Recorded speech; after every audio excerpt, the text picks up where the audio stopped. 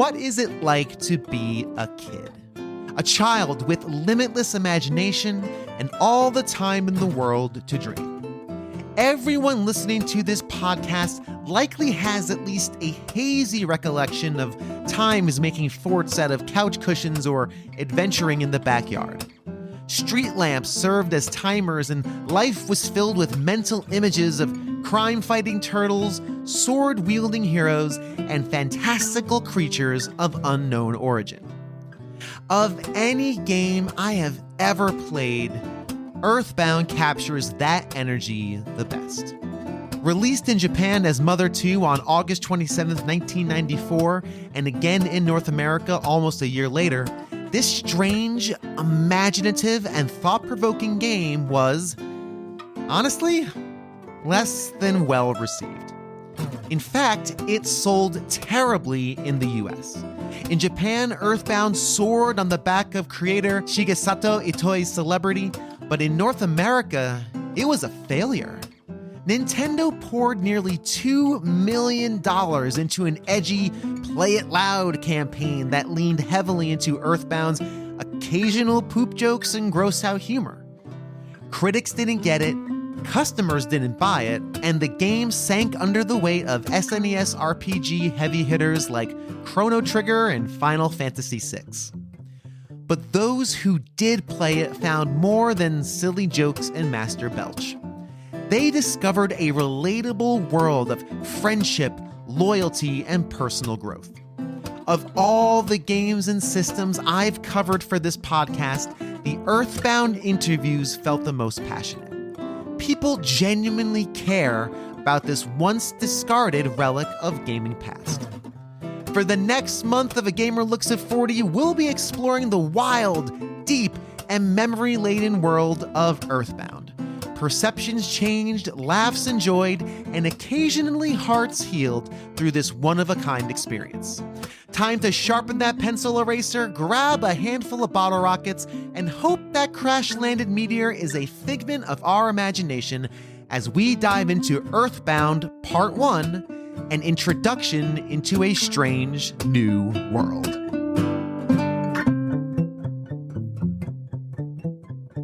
Now, most of this episode is going to center around introductions, those first impressions our guests had with Earthbound, either as kids or as adults or somewhere in between. Starting us off talking about their first impressions of Earthbound is Kyle VonKubick, the creator of Read Only Magazine, gaming writer and podcaster Lucas White, Michael K. Hughes of the Capes and Junk podcast. That makes me very happy to say this man needs to be podcasting. I'm super glad he's taking on this new effort. Fantastic. And then finally, video game music producer Mustin all share their initial impressions of Earthbound. Earthbound, I put out that casting call. Yeah, about a month ago. I got a flood of responses. I did not expect the deluge I got.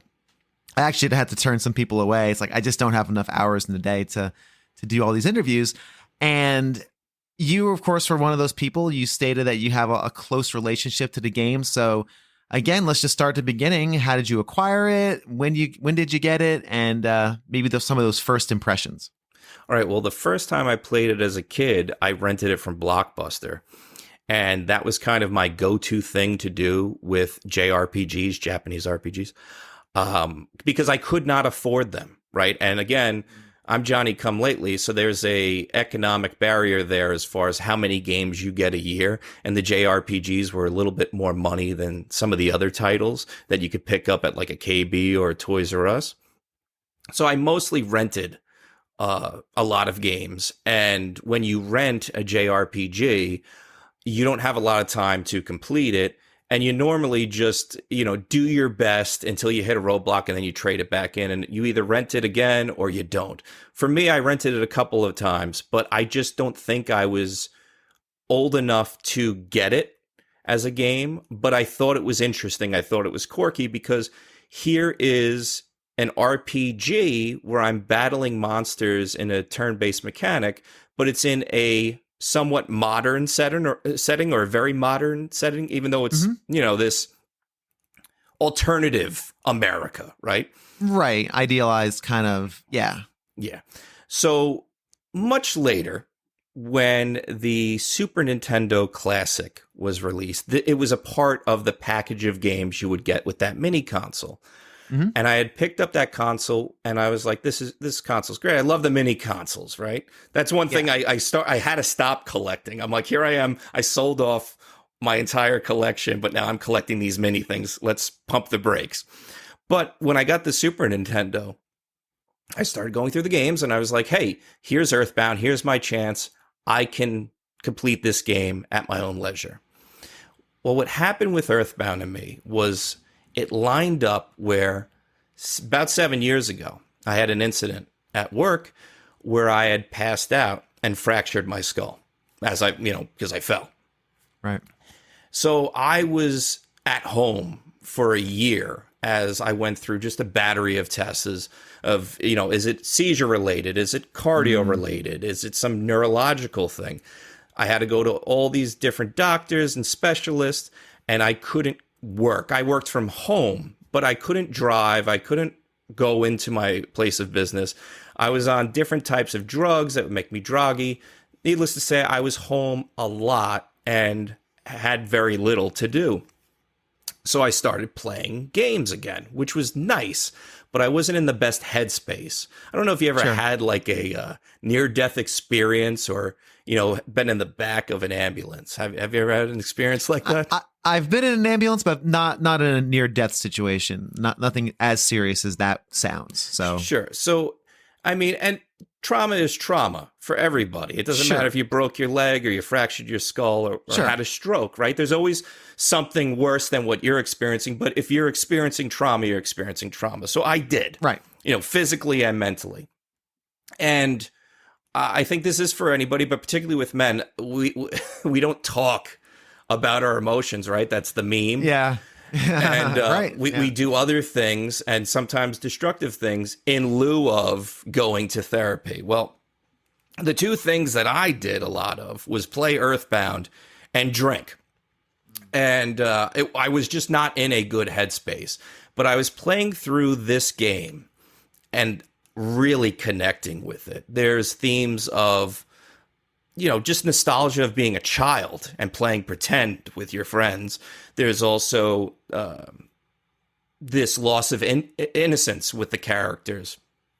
And so as I was working through the game, I was also working through my own trauma and came out of it for the better at the end. I stopped drinking and I completed the game and came to the realization that I was working through this existential crisis I was having while I was working through the challenge of what Ness and Paula and Jeff and Pooh were going through, right? So that's my connection to the game. And I did write all about this in Read Only magazine for the issue of fear, because there was a lot of fear involved with what was going on with me and not trusting my own body. And I think that's a really powerful testament to what Earthbound can do, because it sounds like you had both experiences. When you were younger as a child, you rented the game. Not off topic, but did you ever get the same stave back in your rental? Never, right? Never. Of course not. So you had to do the first few moments and beats over and over again. As a child, you're identifying with, I'm with friends, and this is every town suburbia, and these are kind of the adventures, and almost like these childlike adventures that you would have with friends of yours. Sure. Only, of course, you're really hitting dogs with frying pans and that sort of thing. Yeah. I have a pretty good Earthbound story. It's also tragic. Oh no. So this memory is probably unreliable. Like it's vivid in like a dreamlike kind of way. Uh-huh. But at some point when I'm a kid in South Carolina, I'm at some electronics store chain local, I don't know, but it's closing down and they're having a clearance. I'm there with like my grandparents. And we're at the video games, and it's like picked clean, save for like several copies of 2 games. And this is a memory that I think is burned into my brain because of how just like retroactively terrible it is. It's a shelf full of Earthbound, right? in that big box with the book and everything. Yes. Mm-hmm. Mm-hmm. And it's a bunch of copies of Earthbound and then a bunch of copies of Killer Instinct. Oh boy! Wow. Okay. Okay. So, you know, I'm a child, and I have you can have a game on my plate here, and it's a really interesting choice. It's like, okay, here's this. It's in a box. It's got extra stuff. I recall one of my parents pointing that out, like, oh, this one, it looks cool. It's got extra stuff. And then the other one's the black cartridge with the freaking evil-looking robot man with the ponytail. Yeah. So Kilgore. obviously, the child in me made the logical choice of the evil robot game.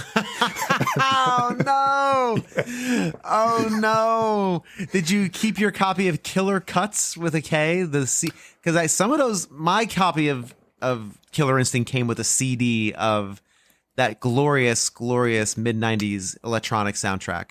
I don't recall the soundtrack. I'm pretty sure it was just the game. Just the game. Yeah, Okay. The black cartridge. You skipped out on Earthbound.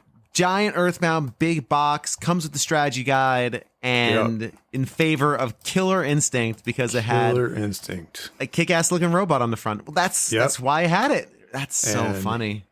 Decades later, I'm like, man, I flushed $1,000 down the toilet that day. Yeah, you did. Oh man. If there's any solace, there's no way it would have come out pristine. Because you're a kid, you would have played it. You would have read the book front to cover, all that. But still, yeah, you if only you could go back and snag all of those copies. Right? That'd be pretty great. So when did you play Earthbound for the first time then? So I want to say that Earthbound was something I really dove into when I was like discovering emulation for the first time.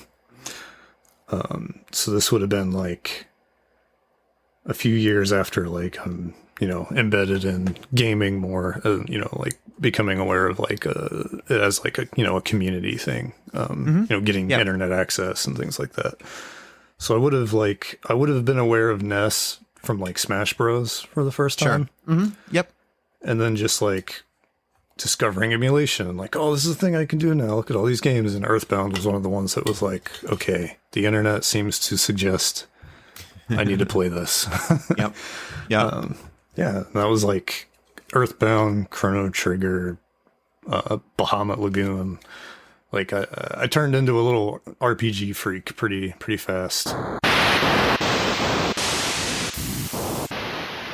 Somewhere in Nintendo Power, I remember just like this little postage stamp of an article. It's like, hey, this game is coming soon. It's an RPG set in modern times. And that novelty alone was enough to sell me because you're smacking runaway dogs with frying pans and baseball bats and stuff.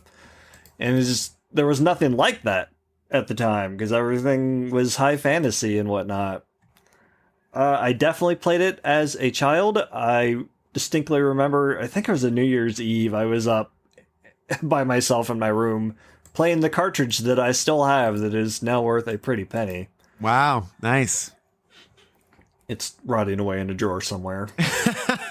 Hey, listen, I bet you could still get a pretty decent chunk of change for that. Oh yeah, it still works. Yeah. I'm sure. See, there you go. Awesome.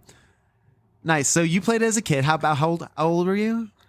If it came out in 95, I would have been 12. Okay. So nice. just old enough to make my way through it. Of course, it came with the guide, so that helped, I'm sure. And that's right in the pocket. I think 12 is a perfect age to play Earthbound because you're old enough to kind of get some of the references and some of the subtext, but also really enjoy the very silly parts of it. Like you said, smacking rabbit dogs with a frying pan and erasing giant pencils and all the weird stuff in that game, I think would really tickle somebody of that age, like right in that pocket. Yeah, wonderful dialogue like, don't stand too close to me, I just farted. Just hilarious. Right. Hilarious as a 12-year-old. And still very funny for adults. Why not? Oh, yeah, 100%. Parts are always funny. I remember seeing Earthbound on the shelves at the video store because it was hard to miss because the box was so big. But I didn't really get what was going on, and has been well documented in its history the marketing was not good for it. It didn't really tell you what was going on the back of the box, and it was hard, and it would have had to have been a very good couple of sentences for a 10-year-old to say, okay, I'm going to get this with the tiny, colorful little characters versus the big, hulking, awesome, muscular Street Fighter people, or Samus in her awesome suit, looking like an awesome robot lady.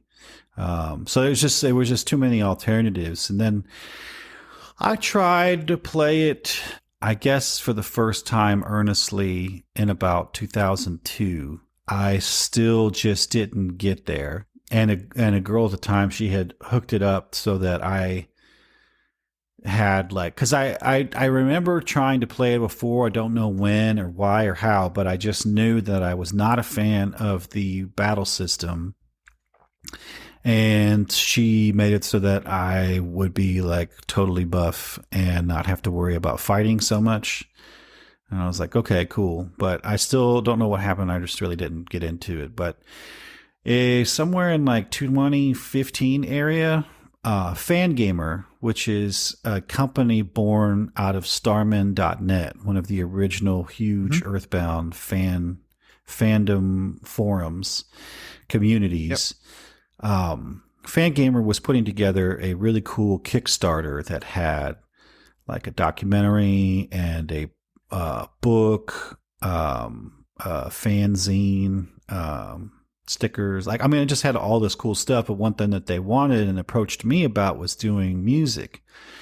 And so I said, okay, I'll use my guys, the bad dudes, and we'll do this. And one of the stretch goals was to make a second disc. And one of the perks that you could do were 4 slots for you to donate so much money that you would be able to pick a tune and what style in which to do it, which ended up being an amazing, difficult, and rewarding challenge. But I knew the importance of the Mother fandom, and it was really Mother in general. The whole project included the Mother series, but Earthbound being Mother 2 was the focus. But I figured, okay, well, I got to at least get through this game so I can do a real authentic take on this, because it ended up being mostly me. I think I did 10 tracks on that album, and everybody else did at least their thing, and then whatever else they had to do, were play an instrument on this person's or whatever. And it's very good and it's very cohesive as a project, but I had to make sure that I was going to play good tribute. So I sat down and I did it on the Wii. My Wii is special, so I used my Wii to play Earthbound, and I wouldn't have gotten through it had I not been able to use that right stick to fast forward. Oh, man. The only thing I ever fast forward were those battles, because the rest of the game, I got into it this time, and I went through that game, I think in a week. And I loved it. I remember the frustration, and I think it is kind of widely known to be a difficult intro as you're just by yourself. But as you add more members to your party, it can be easier. And then there's some parts that are kind of like slogs or whatever, as far as the pacing of the game. But I think that I really got it. And it was made by a very weird kid for weird kids. And it made sense why it has such a then cult following. And now I think it is part of the popular zeitgeist, having been in the Smash games and making its way through so much of popular culture, from the former CEO of Nintendo of America posting mother memes on Mother's Day to people holding up signs and professional wrestling matches.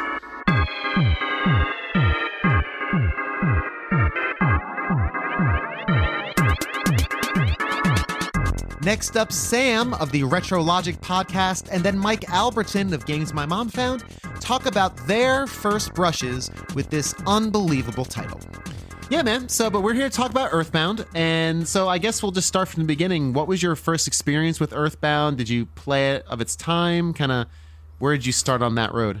Yeah, not exactly of its time, and it's early enough in my life that it's hazy to me when I actually sat down and played it on my own. But to the best of my knowledge, my brother pulled this out of a Best Buy bargain bin in about 1998 or so, probably earlier than 98, because we moved in 97. This was back when we still lived in Kentucky.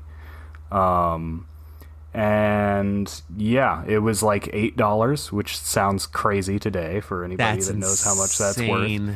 But I mean, that was the point. So by this point, it was an old game, right? The Nintendo 64 was out. Nobody wanted Super Nintendo games anymore. That's fair. They were old news. And so, it was a bargain bin game, but it looked impressive enough with the big box and everything. So, I mean, my brother was only, 8 or 9 at the time.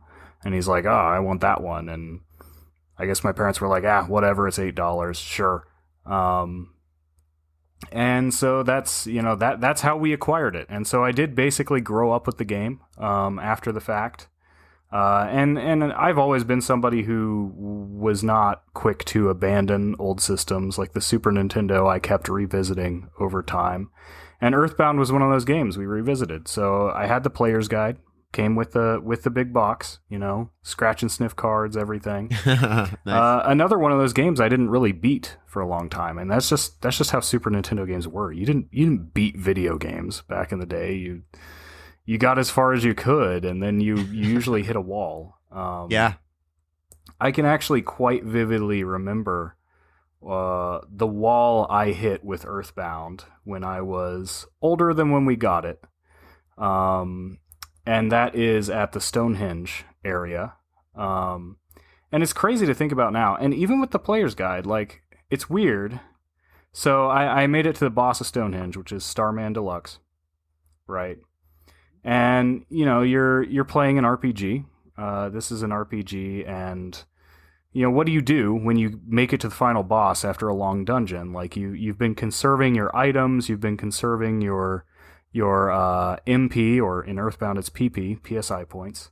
Right. And so I make it to the boss and I immediately unload all of my strongest PSI attacks on him. Now, if you've played the game, Starman Deluxe, like the Starman Super enemies, actually starts the battle with a PSI deflector shield. So right. I didn't know that. The player's guide did not warn me of this fact. Oh, no.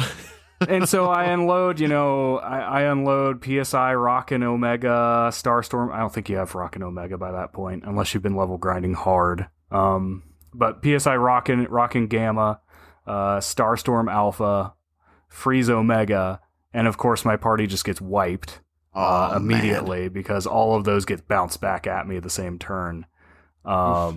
And I just rage quit the game for several years after that point. Wow, years.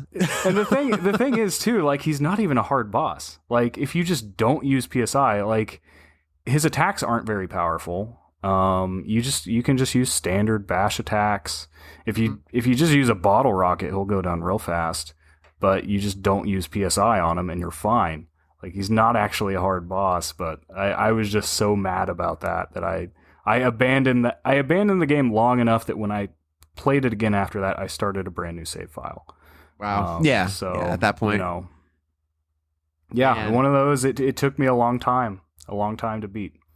But yeah, that's pretty much how I came to know Earthbound. It was just this random game, and this is just something we did back in the day. I mean, I guess it's a very different environment than now, but sure, you just picked games out at the store without knowing anything about them. And And a lot of the appeal was it was in the bargain bin, right? Like we weren't buying games on release day. That's not, we weren't made of money, especially as kids.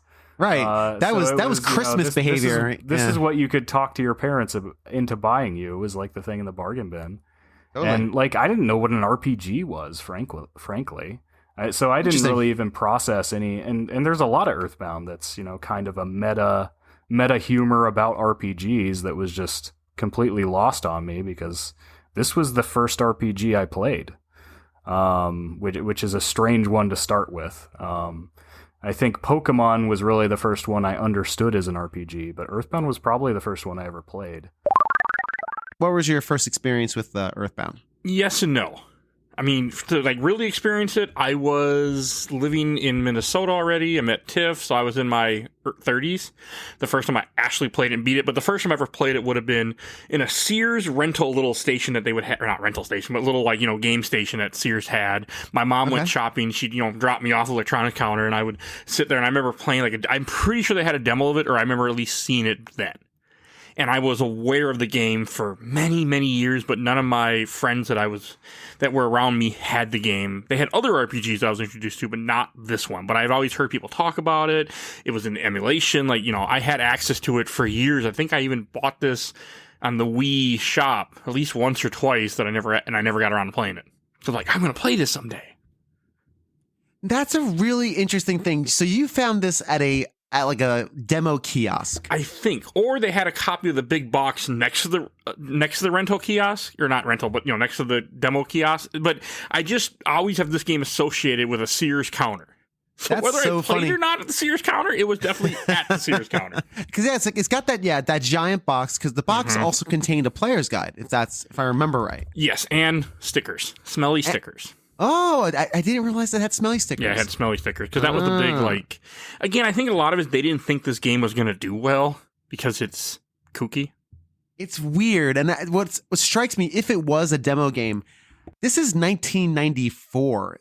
This is the era of, Final Fantasy and the late era Super Nintendo games. And Earthbound is not the kind of game I would put on a sales floor to sell Super Nintendos. You know what I mean? This is not a...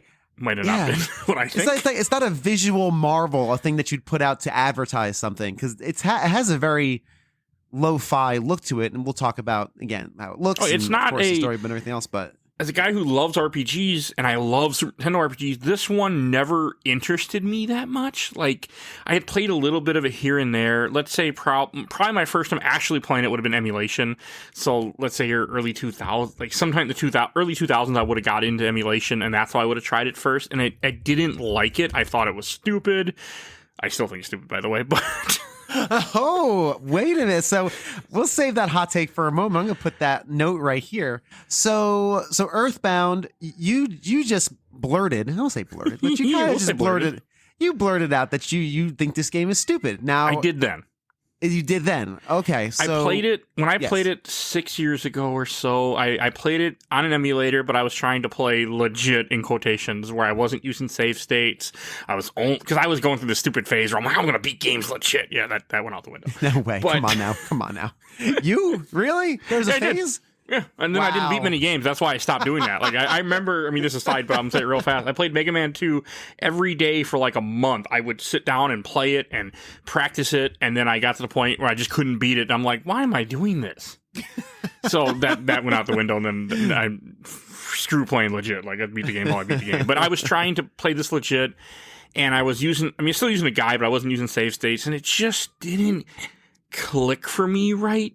I still have issues with the graphics. I still think it's an ugly game, but I didn't appreciate the humor. I think it's a fine RPG, but also one of my biggest gripes with an RPG is I like it when you can see the sprite attacking the enemies. I don't like just their name.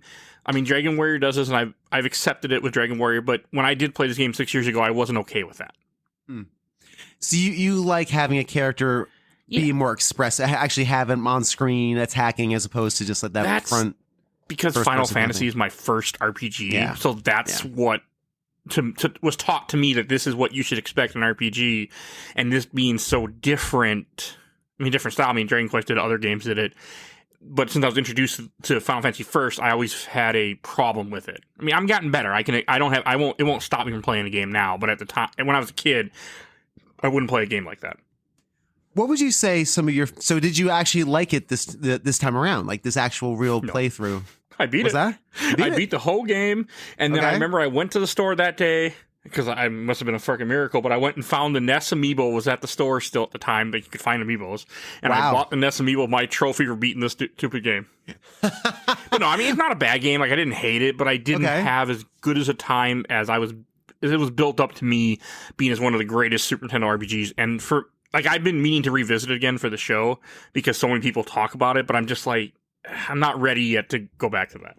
So I personally played this maybe 2 years ago for the first time, and it was a similar thing where I played it, I guess I was on emulation. Yeah, it had to have been emulation. It was before it was out on Switch Online, because it is out on Switch Online now. Now right? it is, yes, which makes me so happy that anything on Switch Online makes me happy. Absolutely, I totally agree. I played an emulation, and I used a spoiler-free walkthrough. I actually found a walkthrough that doesn't spoil a thing about the story. It just literally gives you the things you need to do, but doesn't tell you any of the story beats. It's great. That is how you played this game, because I cannot imagine. Earthbound to me is, I think it's a game everyone should experience with a spoiler-free walkthrough, because the actual nuts and bolts of playing this game, it's not very fun. This is not a fun game in your hands. This is not I would argue, not a great RPG in your hands, but it also contains amazing, priceless moments that I absolutely adore. So I like Earthbound a lot. I like it as a concept and as an experience, but as an actual game that I need to control, it's not that fun. It's something that I want to go back to because as I've been doing the podcast, my opinions of things have changed.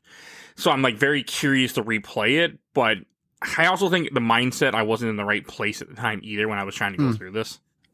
And again, that can really affect a game for a person that I don't think people always realize. Well, in the case like me, where I forced myself to play a game at a certain time, depending on what mindset you're in. And I don't think I was in the best mindset because I was working like 50 hours a week and 60 hours a week. I mean, I got paid for it, but I was working way too much at the time. So I think that might have also colored my opinion too. That'll do it. Yeah, time and place is really important with stuff like this. And again, Earthbound is one of those games that's so universally beloved. I am looking forward to chatting with people who I know adore this game above many things, and especially our own friend, Mr. Michael K. Hughes. Yeah, he likes this game. I know he does. We've had a little snipe back and forth a little bit on your show.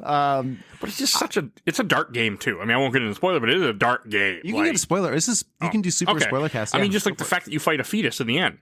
Yeah. I mean, there's a lot of really dark stuff in this game. Yeah. And I think also for me with RPGs, I'm not a fan of more modern or real life. I want fantasy. Interesting. Most of the time. Sometimes I can handle it. Like, I'm okay with the Shadow Heart series, which takes place during World War I because of just because the way they do it. But Earthbound didn't work for me at the time. But I am excited to someday go back and play it and see if my opinion changes.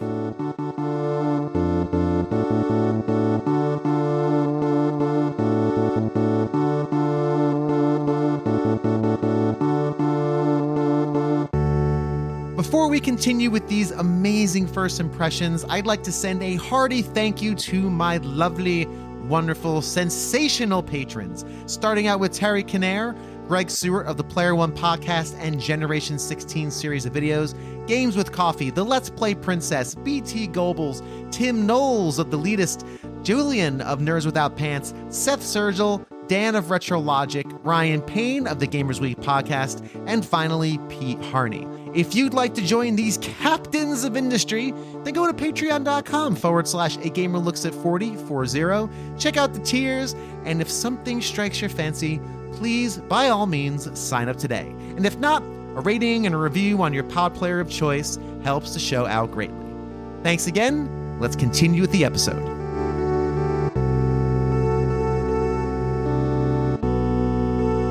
Coming up next on this very long, but personally I find fascinating introductory section, we have Bram Stoker award-winning author Robert P. Atone, followed by Rigney of the Reliving Retro podcast, and then finally Kat Blackard of the brand new Mother She Wrote podcast. It's an Earthbound-centric show. I am so looking forward to checking out the show, and if you're a fan of this game, then that should be the next place you go, the Mother She Wrote podcast. Let's join in on the conversation. Definitely Earthbound was kind of my first real my first real love affair with a game. Like the first time I ever fell so deep into a universe or fell so deep into like the quote unquote lore of a game that I thought about it constantly. And I knew that this was happening because I was always a comic book kid too. So like I would read, a lot of DC, a lot of Marvel, of course. And I thought about those worlds a lot. But as soon as Earthbound came into my hands, I was thinking about Earthbound. I was thinking about that storyline. I was thinking about the characters so much that I knew I had something special. And I was like, oh, this really does mean a lot to me. So like I was 11 when Earthbound came out. It was 95. Right. And I was just like, I just remember how hard it was for my dad to get the game because not all the Toys R Us by us had it, because it was in that unwieldy big box, which I still have, with the walkthrough and everything. I still have my original copy of the game. Nice. With my original save game at level 81, where my luck is just... My luck is so perfect that I could run away from any fight that I need to going into the end game battle. It's awesome. It's just perfect. So like, I still have all these things, and it honestly means so much to me. Like Earthbound as a game, as a universe, as a franchise, yeah, like the Mother franchise does mean a lot to me, but specifically Earthbound means everything to me in terms of video games. That's so fascinating. I love the fact that even though you were 11, which I've talked about this with a bunch of people, that's kind of right in the pocket for Earthbound, I think, to really discover it, because you still appreciate the goofy jokes and the humor, but you're just starting to kind of get a feel for themes as well. And I think Earthbound is one of those games that improves with age, or as we age. Like you can really mine those really cool and interesting themes, and we'll talk about them as we kind of go forward. Absolutely, yeah. I'm with you 100%. Let's kind of pivot a bit and talk a bit about two games. The first one I'd like to chat about is Earthbound. So did you play that of its time? Was that later? What was your first touch point with Earthbound? Yeah, so I actually got Earthbound for Christmas as a kid. And it was one of those, I guess if you want to be technical about it, it had my brother's name on it. So, okay. So it said to Cody, and I was just like, why'd he get the big box? What is that? I want to know what that game is right now. And then so like I remember him opening it up and just seeing Earthbound in this huge Super Nintendo box, and I'm like, no, I need to know a lot more about why he got that and why I didn't. Right. And then I just remember like diving into it immediately as a kid. So for Christmas, a lot of times we would go from opening presents to my grandparents' house. So I remember very vividly opening up that box, taking the guidebook that came with it, and reading that the entire time I was at my grandparents' house. I love it. So it even hyped the game up more for me, like looking through the guidebook and stuff like that. So I have, especially considering this game is like considered like a cult classic. Like I had always felt a part of that cult, I guess, because not a lot of people, I think, experienced this game when it actually came out. And I feel very lucky to have played it as a child. That's really cool. How did it hit you as a kid? Like, what about it? With Earthbound, as I'm learning and have played myself, just a quick aside, I played Earthbound for the first time a couple years ago. I never owned it. When Earthbound came out, it was 95 or so. I was 15. The marketing was past me a bit. I was kind of in high school and wasn't playing games as much anyway, doing college stuff and all, and getting ready for college. And I was in marching band and all that. But as a kid, I could see this really hitting because, this was 95. You're 6 or 7. This is kind of like, I would say, almost outside the pocket a bit. So how did it hit you? What about Earthbound really caught you at that outset as a kid? Yeah, I'm not entirely sure. I don't think we got it as soon as it came out, because I think as soon as it came out, it was like more expensive, right? It was probably like $100 game or so, because I remember that was one of the drawbacks to its. The reason why it kind of failed commercially at the time is because it was so expensive. It came in a bigger box with the guidebook and stuff like that. but I think a couple years into it. So I'm guessing I probably got this around 97, 98. So probably it was probably shortly after the N64 came out, which I think the N64 came out in 96 or something. I'm guessing I got this in like 97. Whenever the game probably went to like $20 to $40 or something. My mom was huge into buying like those bargain bin games, like nice, and she would buy a bunch of them. And I've actually played a ton of games that I ended up loving that way. And that's why I think it's funny that you have that series, like the Tales from the Bargain Bin, because like I grew up playing a lot of those games as well. But yeah, so I think that the best part about Earthbound was just that it was the first game really where I felt like I was the main character, like being a kid. I was just able to relate to it a lot because like, I think the first thing you do in the game really is you wake up to like a knocking on the door, and then you go to your sister's room and you grab a bat. And for me, like that resonated actually kind of a lot, considering like my sister's room was across the hall. My sister's room did have a bat in it because she played softball. So like, it was just one of those things. It's like, oh yeah, that's probably what I would do too. Interesting. And I like the fact that you were able to identify, it sounds like, with the characters, you know, and that makes a lot more sense that you were kind of 8 or 9 or so. Because again, that's right in the pocket for the humor and for the setting, because it takes place in every town USA, right? And it's you said like, your sister, and it's all of these adventures I think that you would have as a kid, just heightened and surreal, and of course it moves on to just madness as it moves forward. So really the first thing that caught you was the connection with maybe the age group, or just kind of what was happening with those characters. I would say that a lot of the music is just so memorable and catchy. And then probably my favorite part about it, even to this day, is the background when you're fighting. Obviously, you have the enemy sprite in front of you. You can't see any of your characters. So it's more of like a first person. At least that's how I always viewed it, was like a first person like RPG in that aspect, where, you know, you're just seeing the enemy in front of you, and then like the crazy like acid trip background going on was just so, I think, hypnotizing for me as a kid.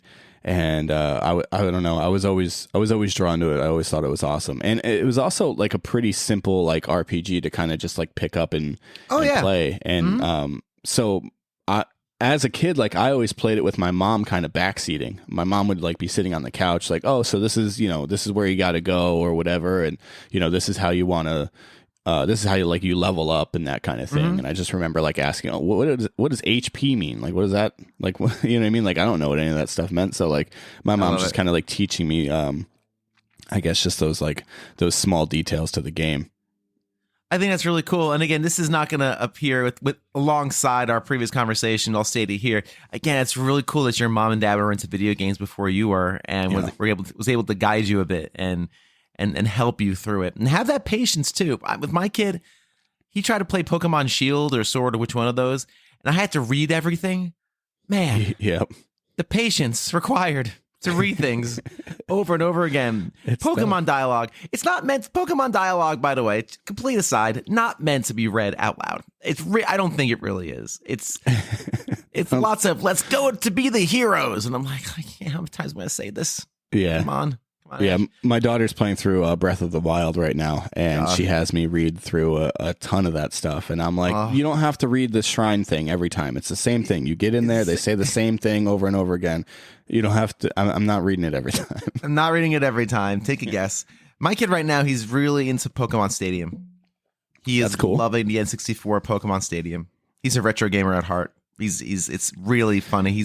That's awesome. His biggest claim to fame is he's beaten Donkey Kong Country. Yeah, that's amazing, actually, because Donkey Kong Country is a phenomenal game. I think it's probably a top 5 platformer of all time. And he did it with save states, copious save states, and copious rewind on the Switch. But I'd count it for myself, so I don't care. I think he's great. Yeah, that's his biggest claim to fame is Donkey Kong Country. Anyway.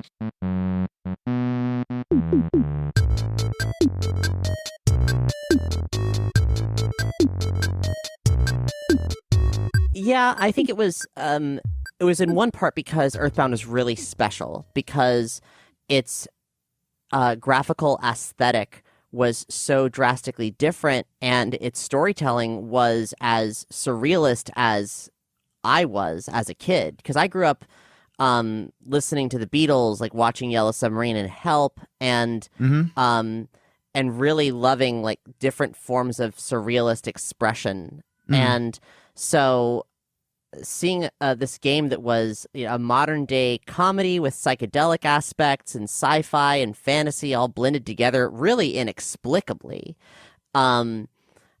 that plus my other fascinations with role-playing games at the time, because I was hungry for depth, story, immersive sprite-based graphics. Like, I was nuts about Secret of Mana. Oh, sure.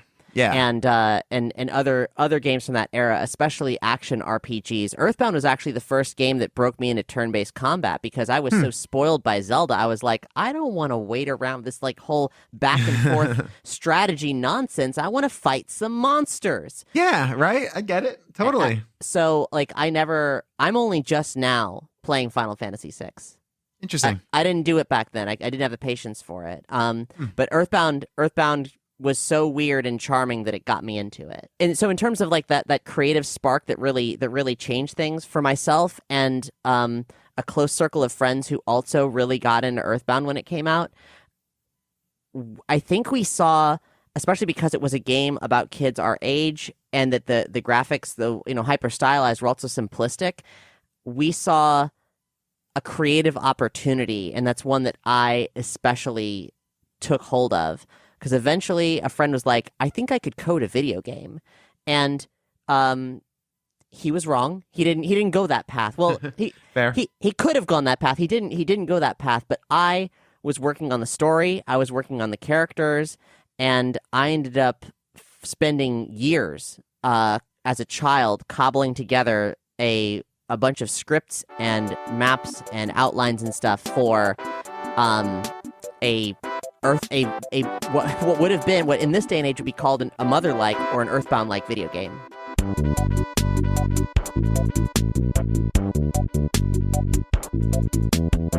And then finally, rounding out this section, we have Celeste of Another Zelda Podcast, Dan, also known as Captain Gingerbeard on Twitter, and then finally, longtime friend of the show, Ian, aka Teacher Bloke 85 on Twitter. So let's first talk about Earthbound. So give you my kind of where I land with Earthbound first and foremost, not foremost, but where I've played this for the first time a couple of years ago. I didn't grow up with it. I remember the ads in Nintendo Power, and that's about it. And I have some strong opinions about it. It's a game I really do like. So I'd love to hear about your experience with Earthbound, how you got started with the game, when you started playing it, and kind of move forward the conversation from there.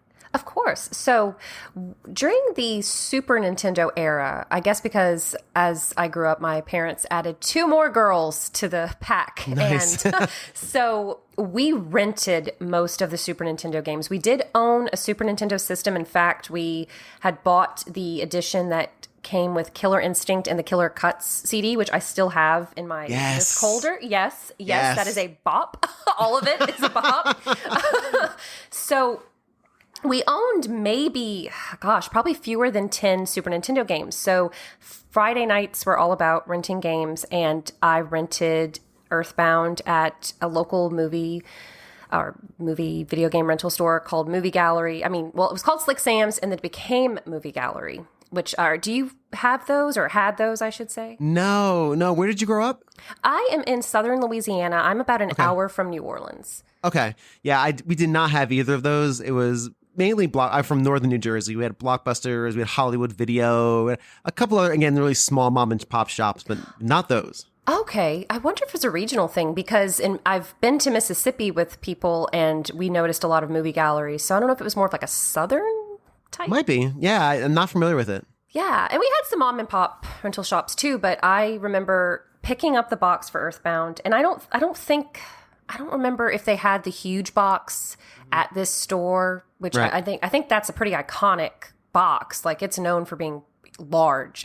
But what attracted me was when I looked on the back, I thought, wow, this is taking place in modern times. And at the time, it was the mid-90s. And I thought, oh my gosh, and these are children. Like they look like they're about my age. I was maybe 7, 8, 9 when I picked it up, and that's what caught my eye. So I rented it, and that's what really stuck out to me, that it was a little different from other games, because every other game seemed to be like a cartoon character or fantasy setting. And honestly, the more slightly realistic modern day setting really appealed to me. And I think that's I can definitely that makes a lot of sense. Because like you said, in that era, it was all Dungeons and Dragons and warriors and wizards.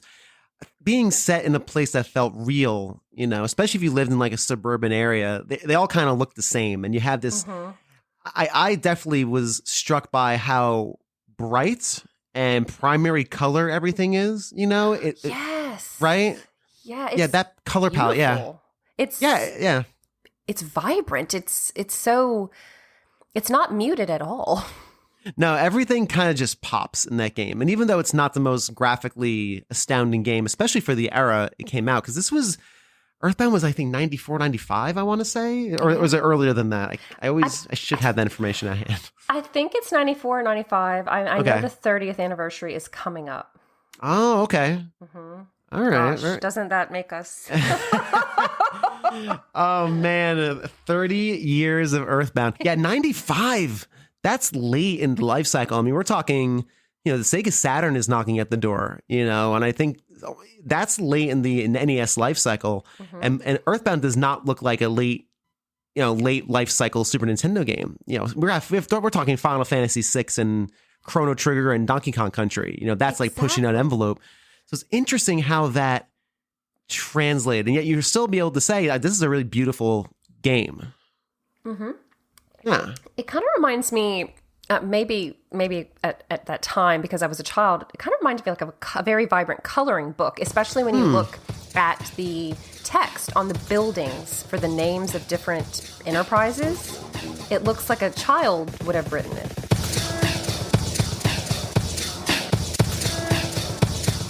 Yeah, so let's go ahead and jump into Earthbound a bit. Now, when I first put out the casting call, you responded very kindly and mentioned that this is your all-time favorite game. This is top of the heap for you. So I'd love to hear about. Did you play it of its time? Was this a later on thing? Oh yeah, I of played its time. it of its time, dude. I still have my cartridge, man. My original Super Nintendo cartridge. That's cool. Unfortunately, dude, the player's guide I moved around a lot, and that one got lost. I lost the player's guide, but I used to bring that to school with me. I'd be like flipping it out over recess and everything. Yeah, but so like I briefly mentioned, I got into video games at an early age, and my parents, they got me subscribed to Nintendo Power, man, dude. It was so great getting like a new issue of Nintendo Power in the mail like every month, man. And that's when I first learned of Earthbound, dude. And like looking back in it now, I've seen a lot of videos, people talking about like why Earthbound didn't do that well when it came over here. And one thing they keep bringing up is the marketing, because it had really bizarre marketing. It kept talking about like, this game stinks, and it was just like gross out humor, kind of. But for some reason, dude, that just clicked with me. I mean, I was like a weird kid. So I'd see like they'd have like Master Belch there, and it's just like a pile of puke, and it's like, what the heck is this thing? Right? You got a character literally named Pooh in there, like, and just me back in like the mid 90s, man. Like that just like hit me, dude. Like I was a weird kid. This is a weird game. So like right off the bat, like I was like in love with the game before it even came out. And then once it came out, dude, I had to have it, man. What was your first impressions of the game? Because it's a very unique experience. So I'd love to hear your first impressions of it. It is, from smacking the heck out of a strange bee to starmen to an absent father that just calls you up when he can be bothered. It's deep. It's really deep. And again, there are so many parts of it that I wouldn't have even thought to have figured out the solution to some of these puzzles were it not for the strategy guide that came with the game. Yes, the strategy guide was so key in that game. It almost seems impossible to play it without one. Do you still have the strategy guide? Yeah, nice. Still got it full in box. Well done. I was the kind of kid who would, if a game came with a strategy guide, I would give the strategy guide to my parents and say, only let me look if I'm really, really stuck. Oh, I love that. That's cool. That's awesome. So they got the little hint sheet that came with a link to the past that said only open if you're stuck. So I gave that to them. Wow. I gave them the strategy guide for Super Metroid when that came in the big box. Yep. But Earthbound was the only one I actually had to say, guys, I'm really struggling here. Break glass in case of emergency. Yeah. Absolutely, yeah. And I think it's maybe because I wasn't used to turn-based RPGs. I think the only one I was really familiar with at that time was maybe Final Fantasy Mystic Quest, or as we got it, Mystic Quest Legend. By the time I played it, of course, 1999, I'd have been more familiar with Final Fantasy VII, which is probably what prompted me to go and buy Earthbound in the first place. But when I first saw it advertised, I thought, ooh, I hit you, then you hit me. I don't get it. Yeah. I can totally see that being something strange for somebody who came from like the world of platformers, or action-y games.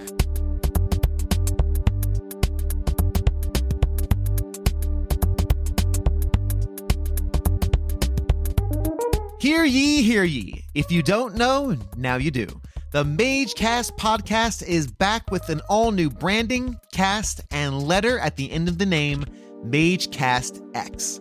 Hosts the Well-Read Mage and Criterion X deep dive into some of our favorite and not so favorite games in only the way they can. Thoughtful conversation that treats video games with the critical respect they deserve. To steal a line from their official announcement, in a gaming world of shouting, mudslinging, gaslighting, and screaming into the void, MageCast is the podcast for conversationalists. Yep, that basically says it all. If respectful and entertaining gaming discourse sounds like a breath of fresh air, check out MageCast X on any and all of your favorite pod-playing platforms. As I mentioned in the opening, Earthbound didn't see a ton of success upon its initial release. It's only really within the last 10 years has this game really blossomed into the cult classic that it is today. A lot of that had to do with the marketing, but Nintendo spent a pretty penny on getting this game out to people, and unfortunately, back in 1995 at least, nobody really bought it. So what happened? Our next section, we're going to talk about the marketing, the ads, and that epic player's guide that came with the game. Returning for this conversation, we have Michael K. Hughes, Robert, Sam from Retrologic, and then finally Captain Gingerbeard himself. How did you? Now, by the way, a question: was the player's guide all the way through? Like it wasn't like a final, yeah, all the way through, huh? Oh, that thing! I still have that too. It's set up like almost like a tour guide, because every city's got its own pages, of course, and it has. Like, come eat at the Mock Pizza here in Tucson. And then in little bubbles, it's got the actual gameplay story stuff that you need to do. I'm almost certain it goes all the way to the end. It's been a while since I flipped through it. Yeah, I can imagine if it's like a proper player's guide.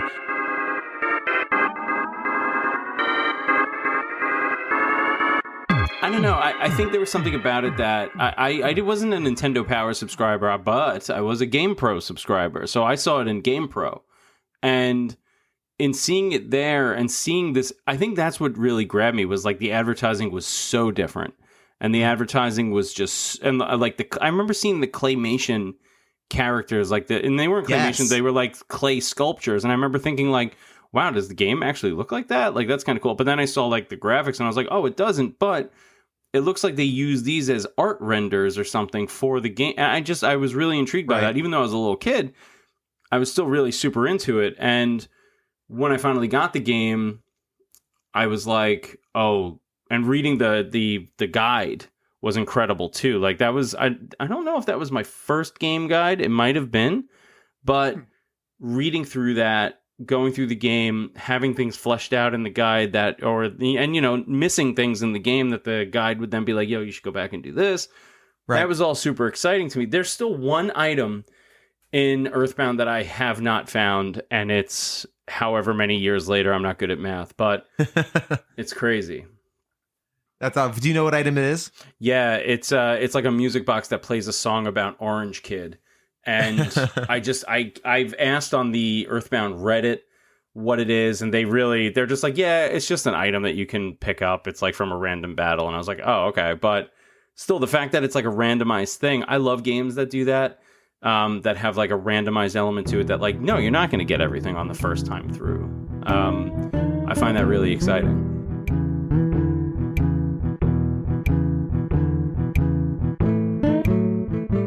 Like I said, there wasn't a lot of thought put into this. It was just like, yeah, that one. It looks like we were both very young, had no way of really knowing anything about the game other than what was on the box. So and funny. Earthbound's marketing, if you recall, if you've looked at any of the things from the marketing, was kind of very strange, as has been noted. They kind of like leaned into this gross out humor aspect that isn't really there in the actual game. It's not. Like whoever was trying to sell this game loved Master Belch. They're like, they wanted you to think Master Belch was like the main character, right? There was the whole "this game stinks" slogan. Yep. Playing off the fact that the player's guide had scratch and sniff cards. I remember I remember there was an issue of Nintendo Power that had like the little scratch and sniff things in there, and they kind of were stinky. Yeah, they really played into that, and I think that might have been of the era because, again, if you remember in that kind of era when they were battling against Sega, it was starting to kind of drift that way in the advertising, and so it makes sense. But you're right. Well, it was a big thing just in the '90s. Like you think, about, those '90s think in general, about like your early Nickelodeon slime, everything. That was definitely a thing in America, and I think. You compare that to in Japan, they were able to market this. I mean, the first game was actually known in Japan for one, and that they were able to market just based off of Itoi's name because he's like a minor celebrity. And so they're just like, yeah, Shigesato Itoi made a game, check it out. Like wow. That basically sold the game to people in Japan, but obviously in America, people would be like, who's that? I don't know. Right. That whole story, I think, is rather interesting in the way this game arrived here, and no one quite knew, like you said, how to market it or what to do with it. So it's cool that you found it just, again, based on the strength of the box, which, again, as like you said, it was not always Christmas, right? You just kind of got what you got when you were in the store. And honestly, I think immediately, like I said, like my earliest impressions, pretty hazy, because I was probably, if this was 97, I was 5 years old at the time. Yeah, that's early. That's super early. I'm not looking at 40 yet. I just looked at 30. But fair. Yeah, it's. I don't think I thought a lot of it initially, especially like at that age. I don't think my reading comprehension was even all that high. Sure. No. Yeah. Totally. And that's so much of what really stands out is the game's writing. And I will say writing, not necessarily story. That's something that I think has become something I've been a little bit more aware of as I kind of develop my taste in RPGs. Because it's not always a grand story, but I do appreciate clever writing. A lot of my favorite RPGs have a lot of humor about them, and that's something Earthbound has plenty of. Oh, yeah. And a very unique kind of sense of humor in a way. And really, I mean, I think the game kind of shaped my sense of humor over the years. Interesting. Oh, yeah, because I was going to say, because, obviously when you were a kid, you're playing it just as a game that's there. What made it elevate to what's now considered your second favorite Super Nintendo game?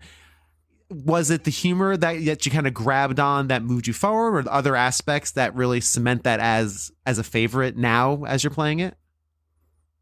Yeah, I mean that's definitely one of the big things. I think a lot of it too was just that it was because I kept going back to it, and even because I didn't think a lot of it at first, just the appreciation of how much more there was going on.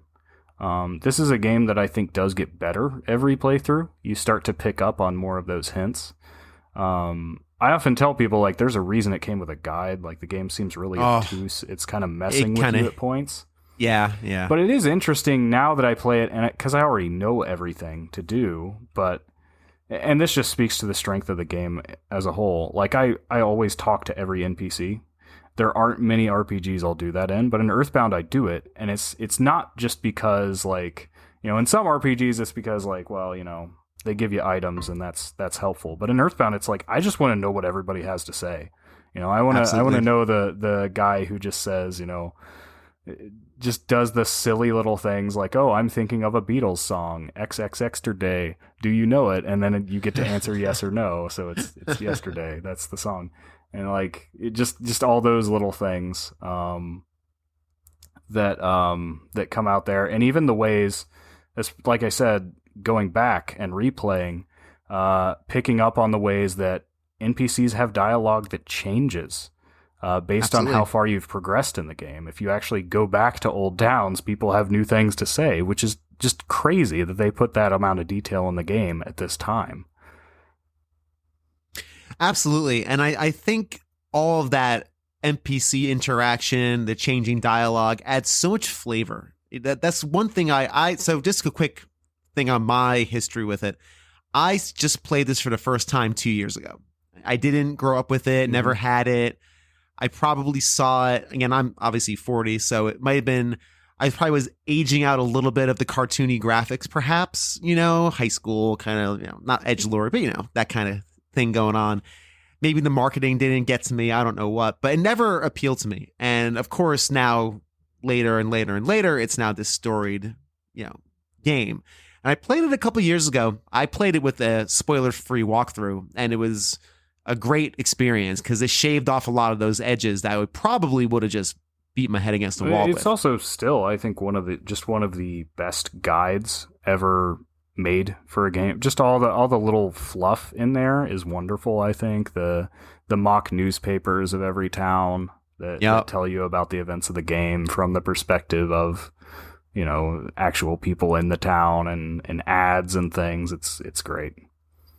It's really cool. I've looked through a few pages of it. I don't have it, obviously, but it does seem really cool. Like there's like a little newspaper vibe going on for a little one section, and every town has its own thing. It's a really the enemy stat blocks are often accompanied by photos of clay models of the enemy that I think were made just for the guide. I guess they might have been used as references while they were making the sprites, but yeah, it's a lot of love and detail put into that guide.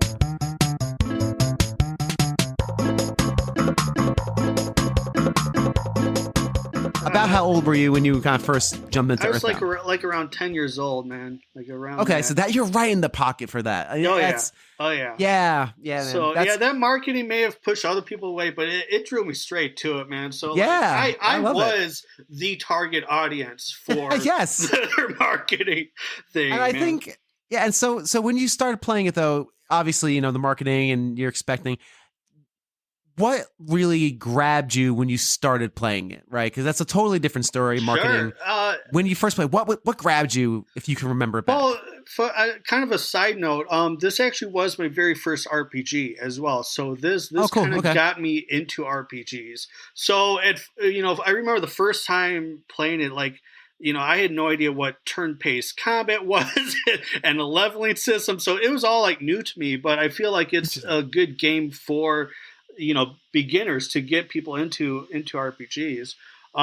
But as for like what the content of it, it's just got like really goofy humor, man. You know, like there's like all sorts of jokes and like gags and stuff, and like just a whole lot of weird stuff, man. Like it's got everything in there. It's just it's like they took everything, man. They took like aliens and robots and dinosaurs and time travel and like, you know, inanimate objects that come to life and attack, and just like put it all into a blender and somehow, it almost became Master Belch, but it's just great, man. I mean, it's a wild ride.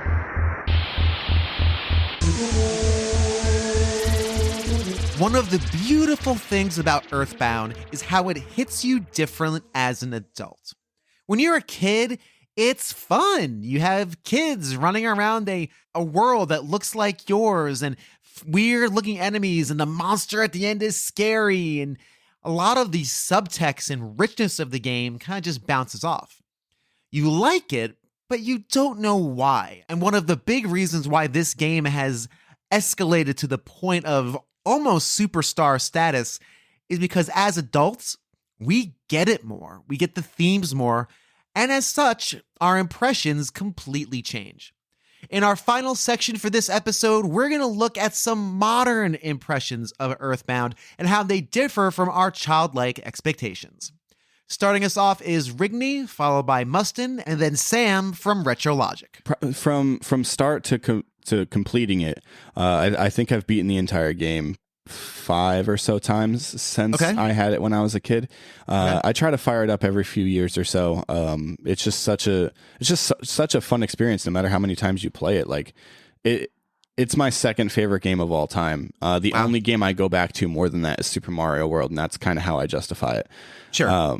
But yeah, I play it all the time. I've played it again with my daughter. We haven't, played it all the way through, but she's been pretty invested in it, especially like once you get to the part where you save Paula, and she was so excited to finally save her, and because she had, I was reading it, but reading the voices of Paula calling out to Ness, and she couldn't wait to see like what Paula looked like and what she contributed to the team. So yeah, I really think that's cool. How does it hit for you now as an adult? Because obviously the game at the outset is very silly and goofy, lots of humor, and of course the marketing leaned into the humor, as we all know. But as we get further and further into the game, everything, the themes deepen and darken. How does Earthbound hit for you as an adult as opposed to a kid? Oh, it certainly changes because you start to notice the darker themes in it, especially as you go further into the game. And spoiler alert, obviously, for anybody out there, but like the final boss is like, that's not really suitable for children. Like, it's kind of crazy that this got like a I don't know what the rating was, K to A or E or whatever that was at the time. Yeah. Because the final boss is definitely something that I think like it didn't scar me as a kid, but I just remember as a kid being like, oh my God, like that. I'm kind of blown away by it. Yeah. It's a little wild. And I don't know if you want to get into like the conspiracy theories of it all, but totally. Yeah, this is full spoilers. Yeah, don't worry about any of that. Yeah. Oh, okay. But yeah, I mean, obviously, like I don't know if you've seen like the whole like the reverse like baby imaging kind of thing, and it looks like it's like from an ultrasound. So there's the whole like, are you performing like an abortion to the baby kind of thing? Oh my God. I don't remember that. I've not heard this. Yeah. These are like some of the like the fan conspiracy theories of like what it actually means. And the fact that like when you go into when you go fight the final boss, you're kind of like, it looks like you're walking on like a trail of like intestines and stuff like that. Yes, so there's a ton of like conspiracy theories, or just like theories, I guess, in general of, what the final boss is, what it means when you're defeating the final boss, like who you really are as Ness, whether you're sort of like a Harry Potter situation where like Voldemort had like a Horcrux in Harry. Like, is it kind of like, does Giygas have also pronunciation of Giygas is like, some people say Giygas, some people say Giygas, but it doesn't matter. It's okay.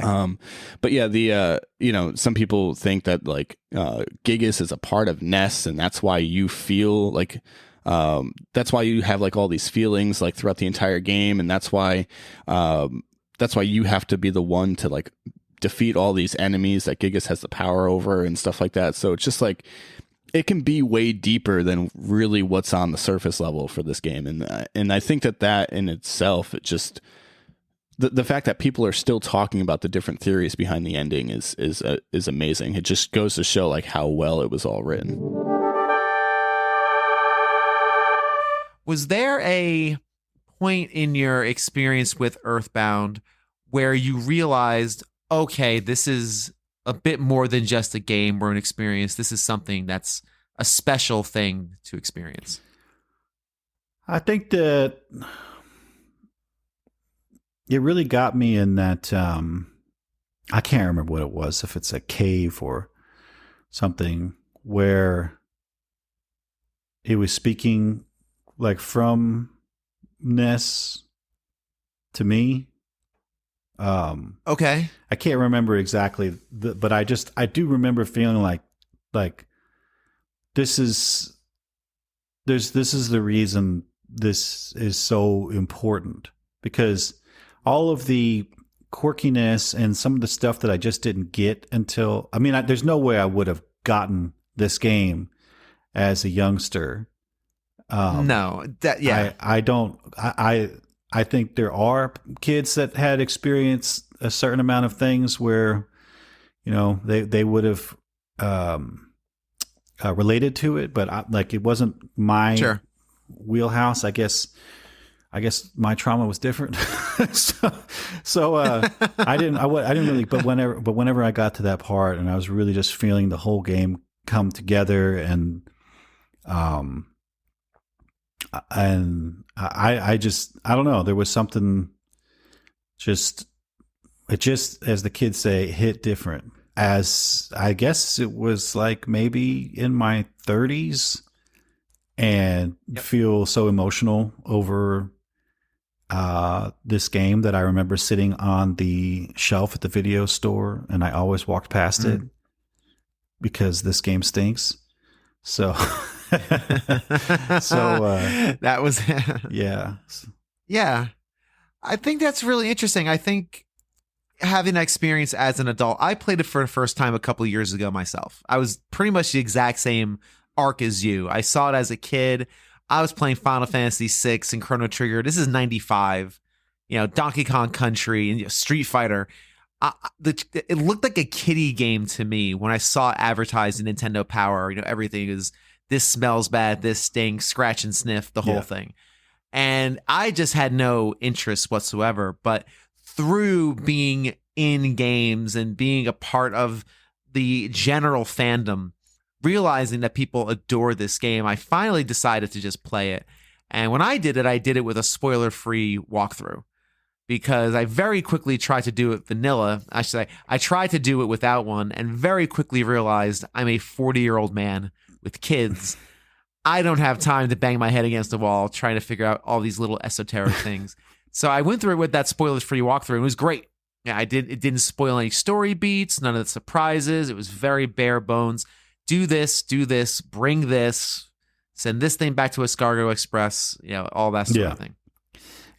So, yeah, go ahead. Sorry. No, I was just acknowledging that, and I'm trying to remember how in the world I got through it, because I'm not that kind of person to just go in and figure this out completely on my own, especially a game so difficult, or I guess let's say silly on purpose. Like, there's no way. I don't think there's anything in the game that tells you that you need to wait 3 minutes at that waterfall to get in.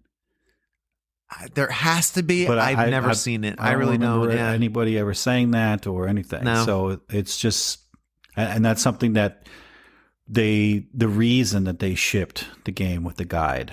And I think that's a big reason why a lot of people didn't get into it, is that maybe they rented it and the guide was already gone or whatever. And without that guide, and you're like 12 years old, and you're like, man, this is worse than playing Dr. Mario on a black and white TV. So, but I don't know how I got through it. I imagine I must have done something like my old thinking. I probably looked on GameFAQs or something on my phone. I'm like, what am I supposed to do here?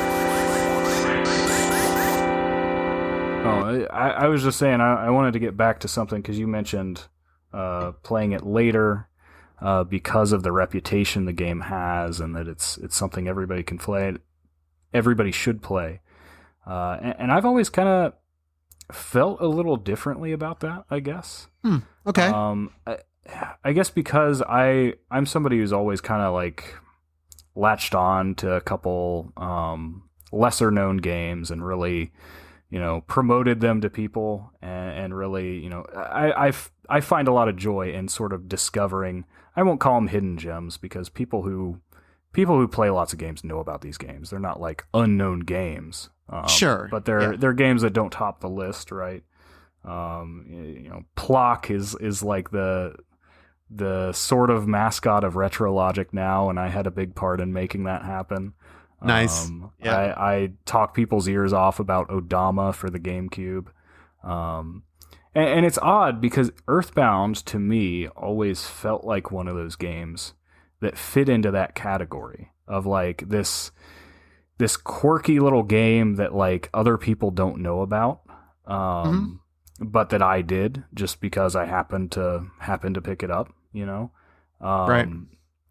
And it's always kind of seems strange to me, like that out of all of them, that this is the one that like, people are afraid to not like Earthbound. It's like you can't like, I mean, like it's a hot take to say Earthbound is not your cup of tea. It is. And I think about that. I'm like, I don't think Earthbound is everybody's cup of tea. Like, that's okay. Like, if you play it and you don't like it, like, I don't know that this has the same mass appeal that some of the other, big name RPGs on the Super Nintendo have. I still love it, of course, but it's just, it's odd because it kind of has that feeling. And I don't know if that comes from, I guess, existing in a time where I knew the game and like other kids at school had never heard of it. And like when Smash Bros came out, and people are like, who the heck is Ness? And I'm like, oh, Ness from Earthbound. Right. And I was the only one who recognized Ness, right? Nowadays, like everybody knows Ness is from Earthbound, right? Because the internet. And it's just, it's strange. And I think it gives you a very different perspective on the game too, to come into it from that. And like, it's just different. Like, I don't want to take that away from people. If you became an Earthbound fan a long time before you played the game, right? If you became an Earthbound fan through Let's Plays or through fan art or through, websites, through starman.net or whatever, like, I'm not going to take that away from you. I think it's awesome.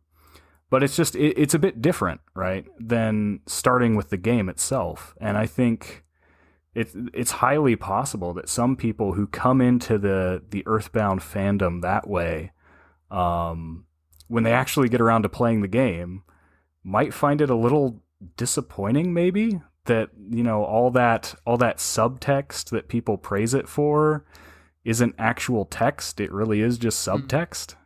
Yeah, that's fair. Yeah, I can, and it's odd. Yeah, I can definitely see that. I think the way I landed on it when I played it, and again, when I played it a couple of years ago, I had no idea of anything. I didn't read anything. I really went into it very blind, just on reputation alone. And when I came out of it, I was like, okay, I love the ideas. I love the themes. I see what it's trying to do. It's really successful in being this endlessly inventive game that's full of flavor. But again, actually, the act of playing it, I didn't love. I didn't love engaging in combat.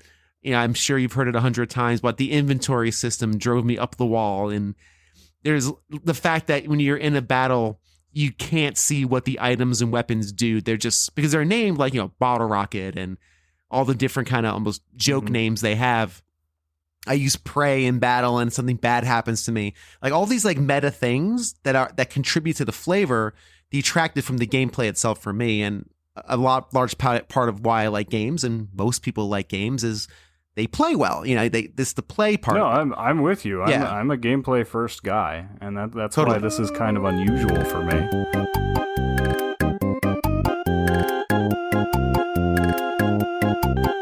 Coming up next, Dan, followed by Ian, and then Lucas round out our Earthbound conversation for this episode.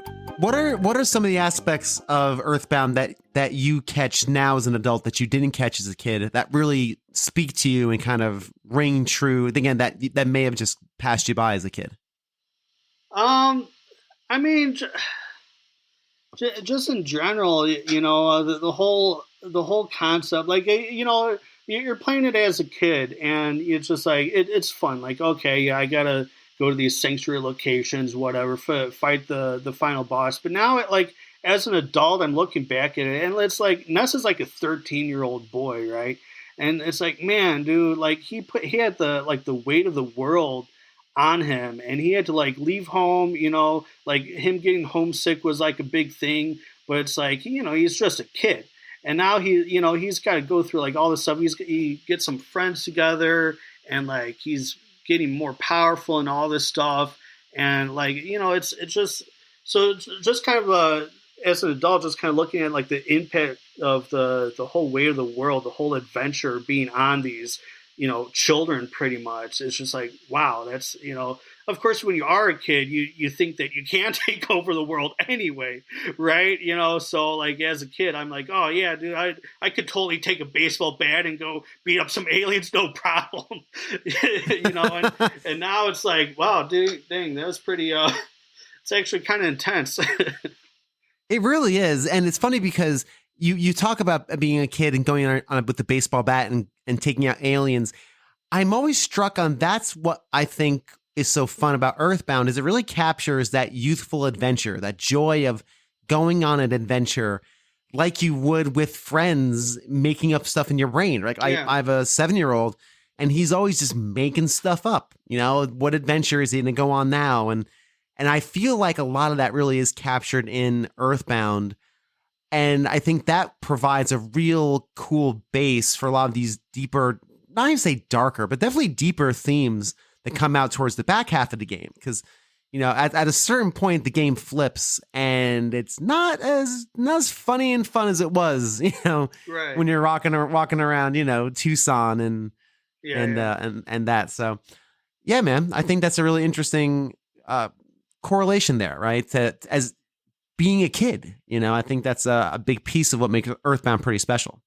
Yeah. There's definitely some innocence in the game, and in fact, the Mr. Saturns themselves were like symbolic of innocence, as I believe it was Mr. Itoy said something like that, where the Mr. Saturns were supposed to represent innocence in a way.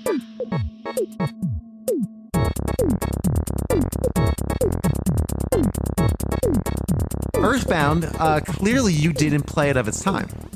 I played Earthbound in 1999. I have strong memories of playing it. Okay. I didn't play it when it first came out.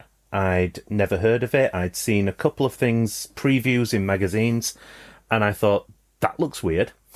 And then a few years later, I can't remember exactly what it was that possessed me to buy it. Possibly the box art and the big box and everything about just looking at a physical copy. I was like, yeah, this looks really, really cool.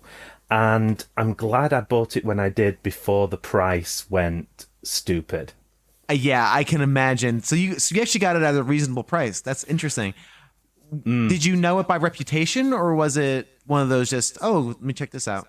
Yeah, it was just a let me check this out. I remember looking at it in a magazine, remember thinking it looked different, looked interesting and a little bit quirky. So I thought, yeah, I'll give it a go. And unfortunately, I had a little bit of a problem getting it to work because I don't know if you know much about how we had to play our Super Nintendo import games, but we have this device that sits in the top of our Super Nintendo with 2 cartridge slots.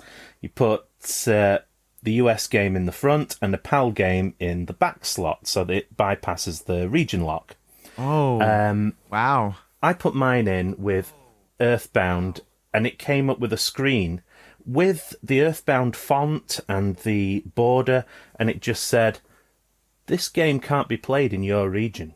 So your device didn't work? No. So I was like, what do? I've just spent all this money on a game that I can't play. Do I take it back? Is this another Mega Man X scenario? I've told you about my Mega Man X trials, haven't I? Yes, yeah. But at least in this one it told me it wasn't going to play. So I just thought, what do? So I went back to the shop that I bought it from, and I said, "Look, it's coming up with this screen that says not playable in your region." And the guy behind the counter said, "Oh, you're using the old converter. You need a new one." So I'm like, "Yeah, okay. How much?" And so he sold me this new converter, and that plays it absolutely fine. I don't know if there's a big difference between the old one and the new one, but clearly, if it plays Earthbound, there must be some kind of difference. So you put out a lot of money to play Earthbound. Like that was an investment for you. Yeah, I think it was about £60-70 that I paid for the game, and then a further 15-20 on top for a new converter. Man, they really got you coming and going. But that's interesting that even you had to get a new device to circumvent the lockout chip for your Super Nintendo. That's so interesting. Mm-hmm. That's very neat. And I definitely remember it was 1999 when I played it, because I've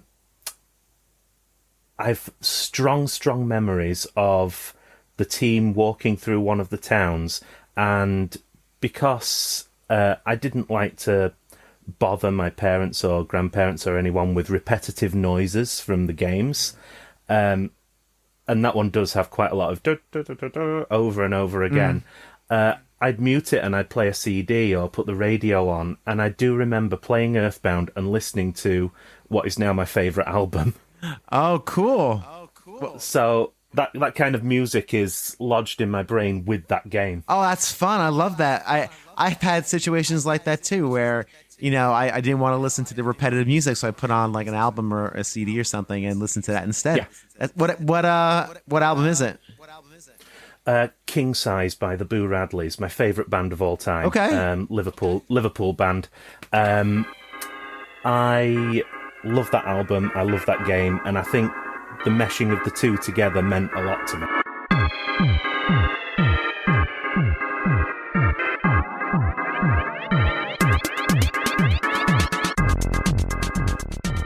How do you feel about how this game takes that turn from silly fuzzy pickles to this really interesting and at times very dark mediation on youth and memories and what matters, et cetera, et cetera? Yeah, I think that's definitely the part that goes over your head if you're a kid. Yeah, right. Which is good. That's kind of, yeah. Yeah, I think it's a big part of what makes Earthbound last so long for the people to get into it. I think like around the time I'm really like starting to appreciate Earthbound is almost by osmosis in some ways. Sure. I imagine since you played it just fairly recently, I imagine you were aware of like the ridiculous internet fandom before you played it, or totally. Yeah. I mean, it was the provenance of it was well documented. I didn't know a lot about the game itself, though, to be perfectly honest. It was one of those I actively avoided information on because I knew I was going to play it eventually. Mm-hmm. So I went into the game with a pretty blank slate, or as blank, I guess, as I can be living on the internet and, again, being exposed to the crazy fandom, So I felt like I got a pretty good experience, like a pure experience. Yeah, it's almost like being aware of the game enough to sort of like stumble over that and being like, oh, this is neat. And then the very, in my case, ADHD driven hyper focus on, I'm just going to sit here and consume all of this like user generated content for hours. And that's where you get into like people talking about the deeper meanings and talking about like the behind the scenes stuff with like Itoi's stories about, watching that movie and like the connections to the older games. And when a game hits people like that to the point where they're having those kinds of discussions, I think it really greases the wheels for that kind of lasting impact. If it clicks with you, of course. Like, I think your mind really opens to like take all that stuff in. No, I totally agree. And I think I think the themes of Earthbound are definitely something that you have to kind of appreciate as an adult, because when you play as a kid, again, we've talked about it, you're just playing as a kid, and Giygas is this like scary monster face against this creepy wavering background, and you're not really thinking about the fact that Ness as a character is evolving throughout the course of the game, to the point where at the end people tell you like, wow, you look like you've changed.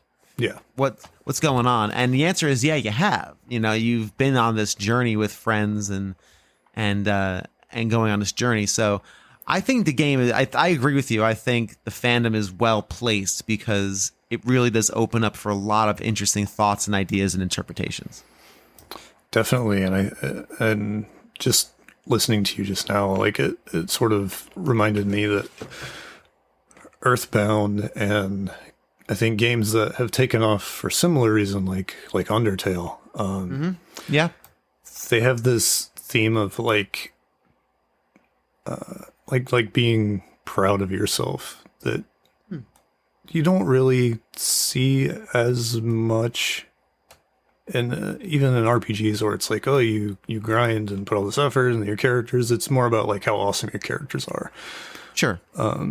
And like how cool you are, but and like Earthbound, it's like you should think about like what you've done here and like what you've been through. Like when you're sitting down having the coffee, and it's like, good job, like pat yourself on the back for all the crap you just went through.